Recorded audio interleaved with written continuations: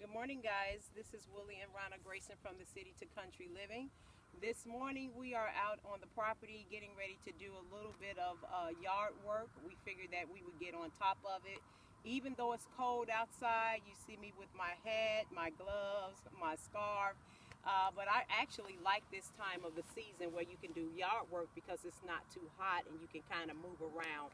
So we are getting ready this morning to start putting some edging and fabric and mulch around the Green Giant Arborvitaes. During the summertime, we had to come out from time to time to pull weeds from under the tree. So since the weather is nice, it's cold, but it's still a nice weather to work, we decided that we're going to come out this morning and edge around the tree. We got a couple of other things that we want to do out in the yard just to get stuff started, because here we are in January and February is going to approach. So we're learning that you don't have to sit in the house in the winter time to start your yard preparation. So we're actually in preparation mode for the projects that we want to get started with in the fall, in the spring. So this morning, as we just wanted you guys to see what we're doing. We invite everyone to like and subscribe these videos, and thank you for watching. So we decided that we were going to go ahead and take the fence from around the tree. So what I'm doing is just cutting off the zip ties so that we can take the fence around. But the poles we'll probably leave in because the ground is so cold, and it's going to take a lot of effort to take it out. So for right now, what we're doing is just going around cutting the zip ties, because the deer really don't bother these trees, and so we had this around the trees just so that the deers wouldn't bother them, but they haven't bothered anything. I'm trying to cut this, and I was doing one good until I ran into this situation. All right, there you go.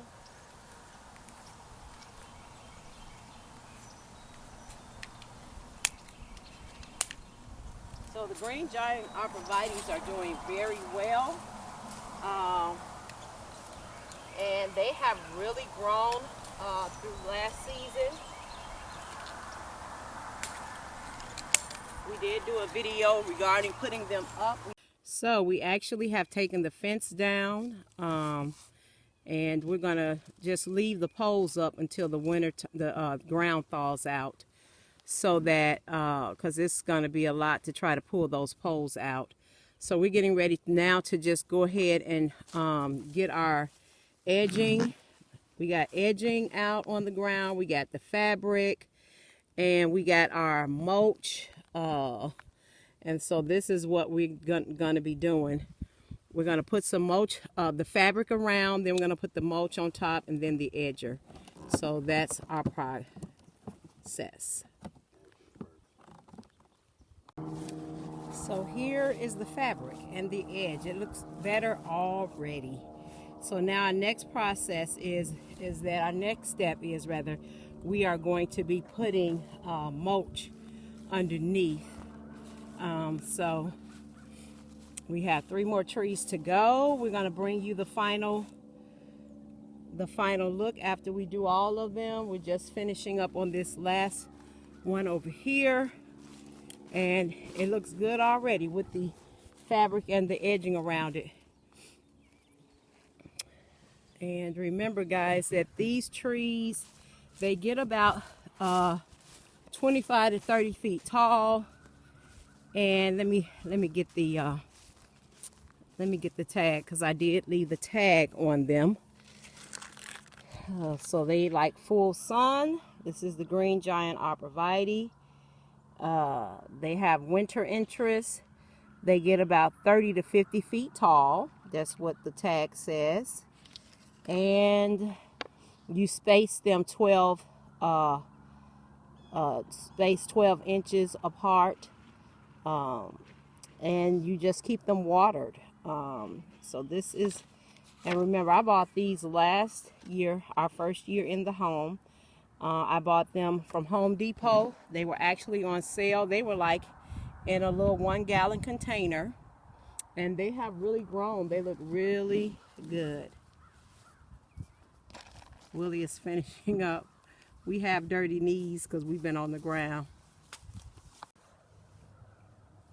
Good morning, guys. As we continue to show you the progress of what we're trying to do with our Green Giant Arborvitaes, oftentimes when you look at YouTube videos and people are filming and showing themselves things that they have accomplished, you kind of miss out the step-by-step deal. So we showed you pieces and portions of what we were trying to accomplish this morning. I'm going to show you the end result, but I just want to show you from start to finish what we're planning on doing. My wife showed you the edging that we're using, coming in 60-foot rows, 12-foot rows, 25-foot rows. They got them in various sizes based on what you need. So we went through and we measured out everything that we need, and we cut a 10-foot strip, and that's what we're going to put around the tree. We also took the fabric she showed you, and we measured the fabric based on the area so we can put it in there. So what I'm going to do is I got the fabric cut, I got the slit cut down in the middle to wrap around the tree. I'm going to show you that process right now, and my wife can talk a little bit more as I'm doing it, what our goal is at the end. But this is the finish, and after this we're going to show you the finished result with all 6 trees, what we were able to accomplish. We think it looks nice. It looks nice as we've been going along, and it really adds a lot of ambiance to what we're trying to do in the front yard. So I'm going to show you this step by step: fabric, edger, mulch, trimming around it, and the end result. So bear with us.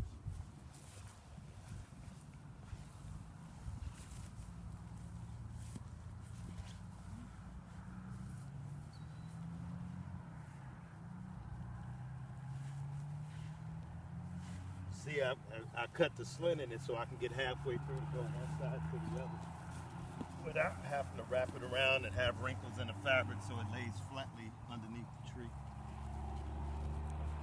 And you want to make sure that when you're doing that, you lift all your bottom branches of the tree up above the fabric. You don't want anything to be underneath the fabric. Even when you put your mulch down, your mulch is not to be top heavy where it's touching the stem of the tree or the trunk of the tree.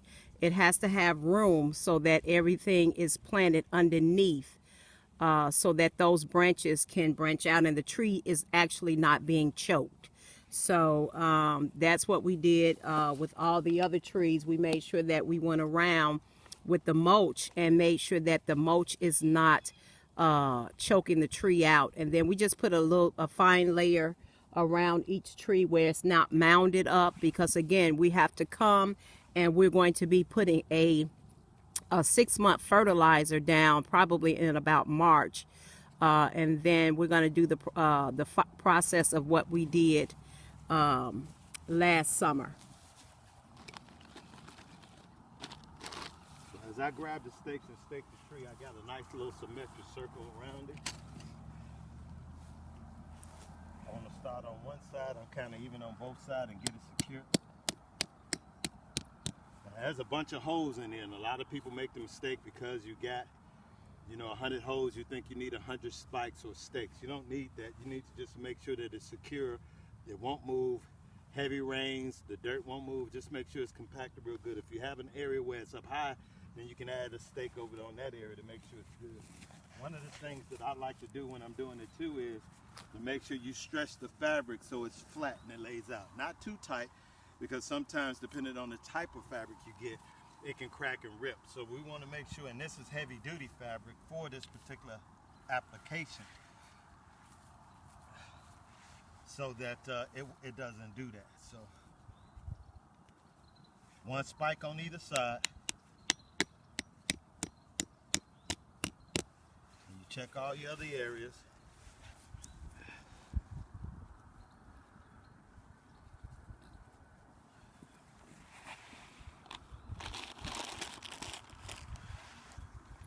Hope you guys can see because the sun has come up, so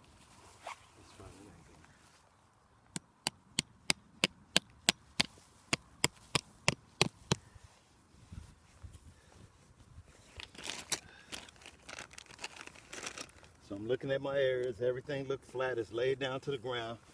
I'll go back again after I get this side to make sure everything is all good, but everything looks good.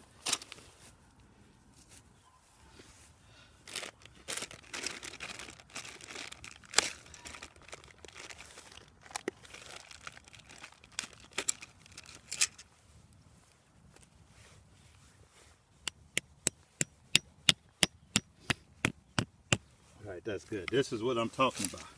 Now, everything is good, but we got a little gap under here in between here. So we want to make sure we get that area. So we find the area that has the most power to bring everything down, and that's this spot right here. So we go right in this spot. We put a stake down.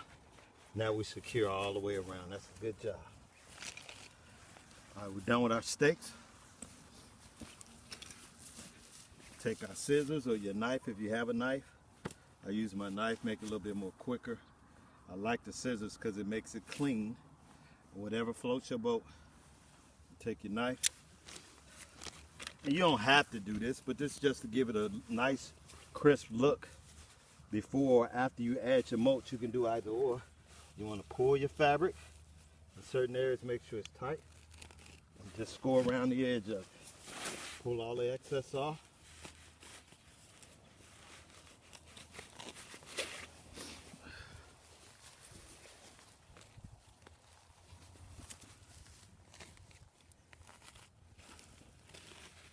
Remember, it is a circle, so you want to cut a piece so you can just pull it right up so it's not choking you and get ready to get around it.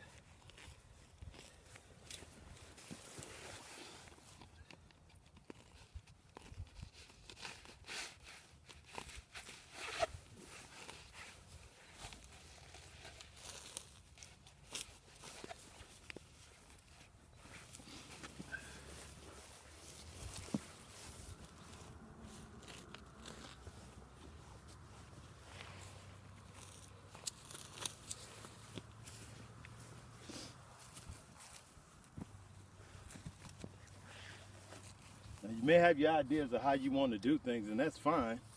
It's your job. It's your project. It's your land. You know what you can do and what you can't do. But I like for somebody to show me step by step so I can get an idea of the process so that I know how to go about doing it. Then I take a look at my landscape and then see what I need to add or subtract to make it works better for me. Last step, add the mulch. And we also clean up as we go. You gotta forgive me. I'm a contractor by trade, and I know the best way to do your project is to clean up so you're not spending a lot of time and energy at the end of the day wasting precious time to clean up. So.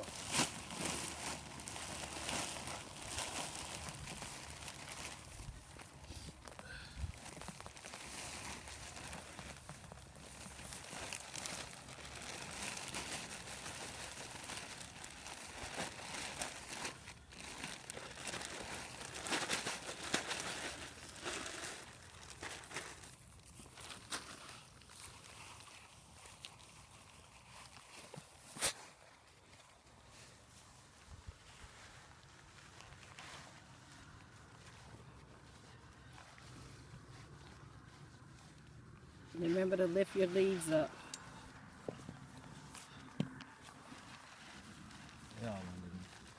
And make sure your trunk is not covered.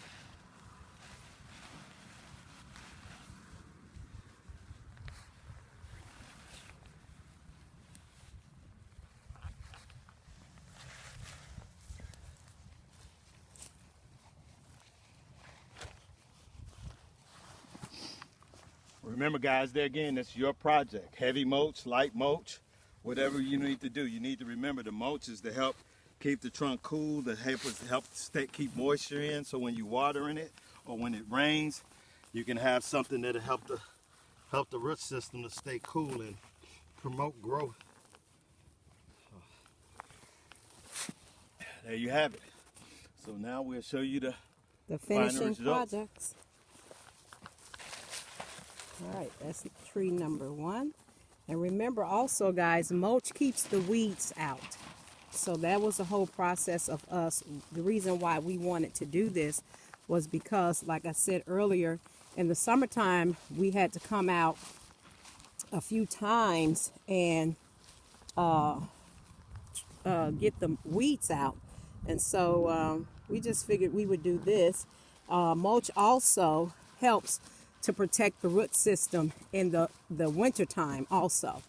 So We are in January, the middle of January, and it is cold, and the trees are doing fine, but we wanted to mulch up around the tree also to help it to look neater. So this is our final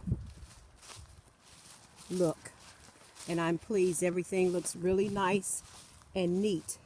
So we have the weeping willow over here that we planted. We're going to be coming out to, let me walk up close to the weeping willow. We're going to be doing that one. We have a dogwood that we're going to be doing, mulching underneath. We have a crab apple that we planted. We're going to be mulching underneath.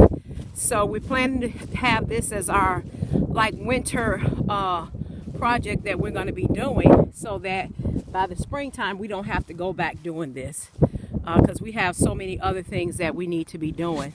So this is our weeping willow, and it put on a lot of growth for the first year. So guys, thank you guys for coming along with us. Here is a shot of the house. Everything is beautiful this morning. It's chilly out, but it's a good day to be out in the yard. Remember to like and subscribe. Thank you for hanging out with us this morning, and have a good day.